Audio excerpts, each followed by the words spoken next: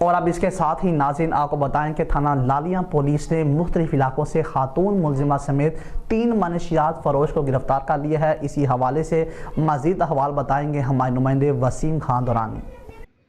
جی بالکل، district police officer عبداللہ احمد کی ہدایت پر ضلع بھر میں اسپیشل مہم کے تحت منشیات فروشوں کے خلاف کریک ڈاؤن جاری ہے۔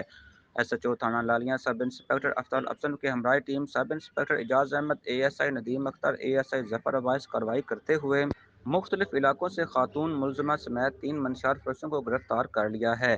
گرفتار منشیات فروشوں ملزمان میں مظہر، کاشف اور رسولہ بی بی شامل ہیں، جن کے خلاف تھانہ لالیاں میں الگ الگ مقدمات درج ہو چکے ہیں اور مزید تفتیش کا عمل جاری ہے۔ اسی حوالے سے ڈسٹرکٹ پولیس افیسر عبداللہ احمد کا کہنا تھا کہ اپنی نسلوں کو منشیات سے بچانے کے لیے تمام ضروری اقدامات کیے جا رہے ہیں۔ منشیات کے خاتمہ کے لیے شہری پولیس کا ساتھ دیں۔ آپ کے علاقہ میں منشیات فروشی کی صورت میں پولیس لائن 15 پر یا میرے نمبر پر اطلاع دیں۔ جی